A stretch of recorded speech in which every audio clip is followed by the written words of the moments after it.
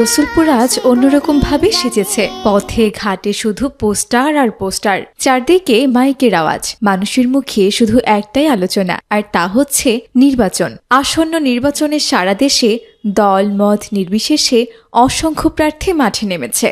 রসুলপুরও তার ব্যতিক্রম নয়। এই রসুলপুর থেকেই উঠে এসেছে সম্পূর্ণ একটি আলাদা গল্প।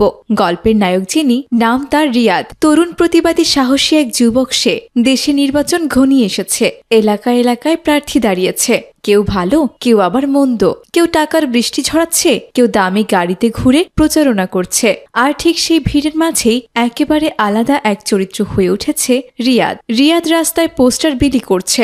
একজন বৃদ্ধ দাদি কাঁপা কাঁপা হাতে 100 টাকা এগিয়ে দেয় তার দিকে।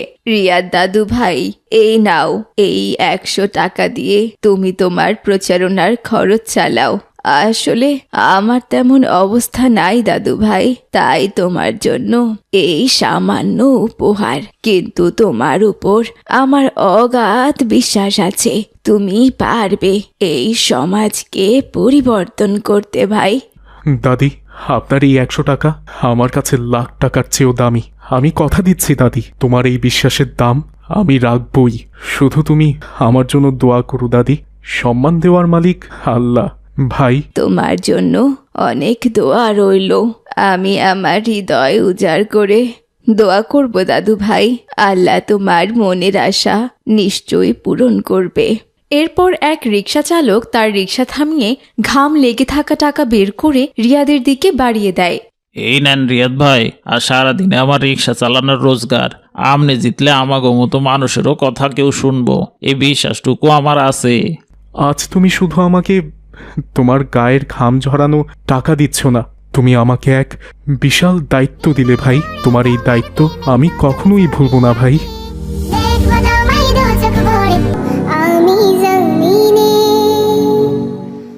রিয়াদ ভাইয়া, এদিকে একটু আসেন তো। এই নেন, এখানে কিছু টাকা আছে। আপনি ক্ষমতায় গেলে এই চাওয়ালারও সম্মান থাকবে, এটুকু আমি জানি ভাই। এই টাকাটা আপনার প্রচারণার কাজে লাগায়েন ভাই। ভাই, ক্ষমতা মানুষকে কখনো বড় করে না, মানুষই ক্ষমতাকে বড় করে দেখে। ইনশাল্লাহ এই সমাজের চাওয়ালা, রিক্সাওয়ালা, মুচি মেথর, দিনমজুর, চাকুরিজীবী সব আমার কাছে সমান থাকবে ইনশাল্লাহ ভাই। আরে বাবা রিয়াদ, যে তোমার মতো মানুষ হয় না বাবা।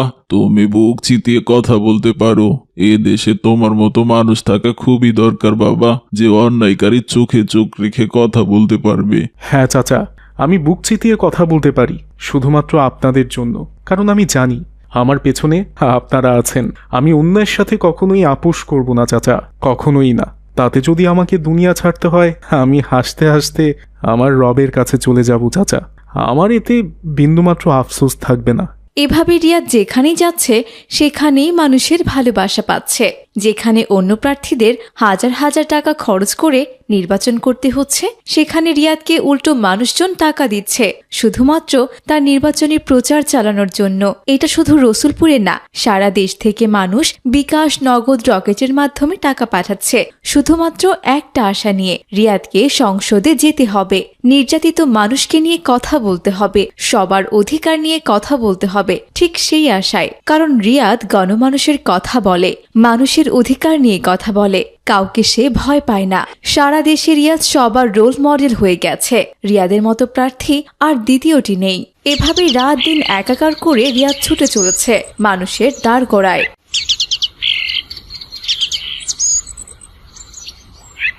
ফজরের নামাজ শেষ করেই মসজিদের সামনে দাঁড়ানো রিয়াদ।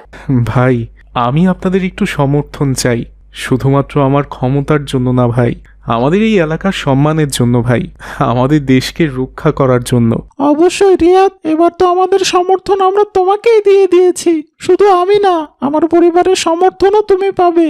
এবার তুমি জিতবে রিয়াদ, ইনশাআল্লাহ। এভাবে সে দিনরাত একাকার করে তার নির্বাচনের প্রচারণা চালাচ্ছে। হঠাৎ সেই দিক দিয়ে একজন অহংকারী দামি প্রার্থীর গাড়ি যাচ্ছে। রিয়াদকে এ অবস্থায় দেখে সে বলে ওঠে, হা হা হা, ওই বস্তির ছেলের ভোট চাওয়ার স্টাইল দেখেছো তোমরা? হেঁটে হেঁটে ভোট চাচ্ছে সে। ওকে কে ভোট দিবে? ওর মতো ফকুনি ছেলের তো এদেশে মেম্বার হওয়ার যোগ্যতাও নাই। ভিখারি কোথাকার। হা হা হা, হেঁটে হেঁটে যেতে চাই কিনা সংসদে। হি হি হা হা হা। দেখলেন রিয়াদ ভাই, দেখলেন? ওরা দামি গাড়িতে করে ভোট চাচ্ছে আর আপনাকে কেমন টিটকারি করে কথা বলছে। আরে ধর ভাই, যে যাই বলুক না কেন, আমাদের রিয়াদ ভাই হেঁটে হেঁটে এবার সংসদে চলে যাবে ইনশাল্লাহ। ভাই, আমি হাঁটি কারণ আমি আপনাদের কাছেই থাকতে চাই। আপনারা যেভাবে চলাফেরা করবেন আমি সেভাবেই চলাফেরা করতে চাই, শুধু এখন না, যদি আল্লাহ তাআলা আমাকে সম্মান দেন তখনও আমার এই একই অবস্থা দেখবেন ভাই, কোনো পরিবর্তন হবে না ইনশাল্লাহ। যে যাই বলুক না কেন আমি থামবো না যদি আপনারা আমার পাশে থাকেন। আসন্ন নির্বাচনকে সামনে রেখে রসুলপুর আসন থেকে প্রার্থী হিসেবে আলোচনার শীর্ষে আছে রিয়াদ নামের এক সাহসী প্রতিবাদী ছেলে। সারা দেশে এখন একটাই নাম, রিয়াদ, যাকে নিয়ে সর্বত্র উঠেছে হৈ হৈ রব। মানুষ বলছে রিয়াদের মতো মানুষ আর একটাও নেই। এমন চলতে থাকলে গণতন্ত্র আবার হয়ে উঠবে গণমানুষের। যেখানে অন্যান্য প্রার্থীরা নির্বাচনকে কেন্দ্র করে কারি কারি টাকা ছড়াচ্ছেন, সেখানে রিয়াদ হয়ে উঠছেন জনগণের আস্থা ও ভালোবাসার প্রতীক। দেখেছো ওমর ভাইয়া, রিয়াদ ভাইয়া কত ভালো মানুষ, সারা দেশে তার কত প্রশংসা চলছে। হ্যাঁ সত্যি, আজকাল এমন মানুষ দেখাই যায় না বোন ফাতেমা। সবচেয়ে বিস্ময়কর বিষয় হলো রিয়াদের নির্বাচনী প্রচারণায় মানুষ নিজেরাই এগিয়ে এসে টাকা দিচ্ছেন। কেউ বলছেন এই টাকা আপনাকে দিচ্ছি না রিয়াদ ভাই, এটা আমাদের আমানত রাখছি, সময় মতো এর সুফল আমরা পাবো। ওমর ভাইয়া, ভাবা যায় যেখানে অন্য প্রার্থীরা লাখ লাখ টাকা খরচ করছে ভোট কেনার জন্য, সেখানে রিয়াদ ভাইকে উল্টো মানুষ টাকা দিচ্ছে। জানো ফাতেমা, রিয়াদ ভাইকে দেখলে আমার কি মনে হয়? কি মনে হয় তিনি যেন এই যুগে আমাদের প্রিয় নবী হজরত মুহাম্মদ সাল্লাল্লাহু আলাইহি ওয়াসাল্লামের প্রিয় জামাতা হজরত ওসমান রাদিয়াল্লাহু তাআলা আনহু এর মতো কিছুটা হয়েছে। নীরব, ভদ্র, দানশীল আর মানুষের ভালোবাসায় ভরা একজন মানুষ। ঠিকই বলেছ ওমর ভাইয়া। কে বলেছে এখন মানুষ মানুষকে ভালোবাসে না? যদি কোনো মানুষ নিঃস্বার্থ হয়, যদি সে মানুষের জন্য নিজেকে উজাড় করে দেয়, তাহলে মানুষ এখনো মানুষকে ভালোবাসে। রিয়াদ ভাই তার সবচেয়ে বড় প্রমাণ। ঠিক তখনই ঘরে প্রবেশ করে ফাতেমা ওমরের বাবা আব্দুর রহমান। সে তার সন্তানদের উদ্দেশ্যে বলে, কি ব্যাপার আমার সোনামণিরা, কি নিয়ে এত গভীর আলাপ করছো তোমরা? আব্বু, আসসালামু আলাইকুম। ওয়ালাইকুম আসসালাম। তা বলো তো আমার সোনারা, কি নিয়ে আলাপ করছিলে তোমরা? আব্বু, টিভিতে যাকে দেখছো উনি হচ্ছেন রিয়াদ ভাই। আমরা দু ভাই বোন ওনাকে নিয়েই কথা বলছিলাম। তুমি তো ওনাকে চেনো, তাই না? চিনি না মানে? রিয়াদকে চেনে না এমন লোক কি এদেশে আছে? সে তো পুরো দেশে আলোড়ন তুলে দিয়েছে মা। নির্বাচনে এবার আমাদের আসন থেকে প্রার্থী হচ্ছে সে। শুধু আমাদের উপজেলা না মা, ওকে ভালোবাসে সারা দেশের মানুষ। রিয়াদের মতো মানুষ সবসময় জন্মায় না মা, কালে ভদ্র দু একজন দেখা যায়। হ্যাঁ আব্বু, আমরাও রিয়াদ ভাইকে নিয়ে কথা বলছিলাম। উনি যেখানেই যান মানুষের ভালোবাসা যেন আরও বেড়ে যায়। মানুষ কেন যে তাকে এত ভালোবাসে বুঝি না। সত্যি রিয়াদ ভাই সমাজে একটি দৃষ্টান্ত তৈরি করেছে। সত্যি বাবা, ওমর ভাইয়া ঠিক বলেছে। সারা দেশে এখন শুধু ওনাকে নিয়েই চর্চা হচ্ছে। কিন্তু ফাতেমা, উমর, জানো তোমরা, আমার খুব ভয়ও লাগে ছেলেটাকে নিয়ে। আবার ভয় কেন আব্বু? কত খারাপ লোক যে ওর দিকে শকুনের চোখে তাকিয়ে আছে, এই ভয়টাই হয়। আমি তো সারাক্ষণ দোয়া করি আল্লাহ যেন ওকে হেফাজত করেন। ওর মতো মানুষের সমাজের খুব দরকার। সৎ মানুষের পথ চলা কখনো সহজ হয় না রে বাবা। দোয়া করি আল্লাহ যেন ছেলেটাকে অনেক দিন বাঁচিয়ে রাখে, সুস্থ রাখে, নিরাপদে রাখে। হ্যাঁ বাবা, আমরাও দোয়া করি রিয়াদ ভাই আমাদের মাঝেই থাকুক, মানুষের জন্য কাজ করে যাক সে। আল্লাহ তাআলা তাকে হেফাজত করুক, আমিন। এভাবে রিয়াদ ছোট বড় সব মানুষের মন জয় করেছে, সবার ভালোবাসায় সিক্ত হচ্ছে। আর দিনের পর দিন রিয়াদ নির্বাচনী প্রচারণা চালিয়ে যাচ্ছে। তিনি কোনো স্লোগান দিয়ে নয়, মানুষের ভালোবাসা আর আস্থায় এক এক করে সবার হৃদয় জয় করে নিচ্ছিলেন। তিনি এতটাই জনপ্রিয় হয়ে উঠেছিলেন যে এতে শুধু তার সমর্থকই বাড়ছিল না, সারা দেশে জন্ম নিয়েছিল তার অসংখ্য শত্রুও। একটা দামি কাজ পেয়েছি বন্ধু। কি কাজ বন্ধু? পুরো কোটি টাকার কাজ। কাজটা তাড়াতাড়ি শেষ করতে হবে, শুধু একটা ঠিকঠাক প্ল্যান লাগবে বন্ধু।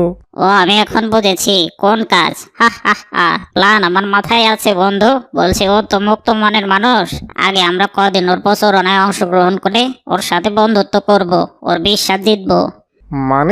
মানে আমরা ওর প্রচারণায় ঢুকবো, ও কি করে কোথায় যায় সব ফলো করব, তারপর সময় বুঝে কাজ শেষ করে আমরা চলে আসবো। হা হা হা হা হা। হ্যাঁ, একদম ঠিক বলেছিস বন্ধু। আর দেরি নয়, চল প্ল্যান মাফিক কাজে লেগে পড়া যাক। যেমন ভাবনা ঠিক তেমনই কাজ। প্ল্যান মাফিক কাজে লেগে পড়ল তারা। ভালো ভালো কথা বলে ওরা ঢুকে পড়ল রিয়াদের প্রচারণার কাজে। ভালো ব্যবহার আর কথা দিয়ে বিশ্বাস জিতল রিয়াদের। আর সময় বুঝে একদিন এক মুহূর্তে এক রহস্যজনক ঘটনা ঘটিয়ে তারা চলে গেল। হ্যাঁ চল, আর এক সেকেন্ডও এখানে থাকা যাবে না, আমাদের কাজ শেষ। মানে কি বন্ধু, এত বড় একটা কাজ শেষ করলাম, একটু ফুর্তি করব না? এখন যে এই দেশ আমাদের জন্য নিরাপদ না, চল আমাদের যে তাড়াতাড়ি যেতে হবে বন্ধু। মুহূর্তে রিয়াদ লুটিয়ে পড়ল মাটিতে। তাকে দ্রুত হাসপাতালে নেওয়া হলো। 2 দিন 2 রাত ডাক্তাররা চেষ্টা চালিয়ে গেলেন তাকে ফেরানোর জন্য। শেষ পর্যন্ত তাকে বিদেশেই পাঠানো হলো। কয়েকদিন পর বিদেশ থেকে যে খবর এলো তা কেউ শোনার জন্য প্রস্তুত ছিল না। পুরো দেশের মানুষের প্রতিবাদী কণ্ঠস্বর রিয়াদ আর যে সে নেই। আজ আমরা হারিয়ে ফেললাম একজন সৎ মানুষকে, একজন নির্ভীক কণ্ঠকে। সে হচ্ছে রিয়াদ, যাকে মানুষ আপন করে নিয়েছিল, ভালোবেসে কাছে টেনে নিয়েছিল। কিন্তু নরপশুরা তাকে থাকতে দিল না, তাকে জোর করে এই দুনিয়া থেকে তাড়িয়ে দিল তারা। দেখেছো ওমর ভাইয়া, একজন ভালো মানুষও এই দুনিয়াতে টিকে থাকতে পারলো না।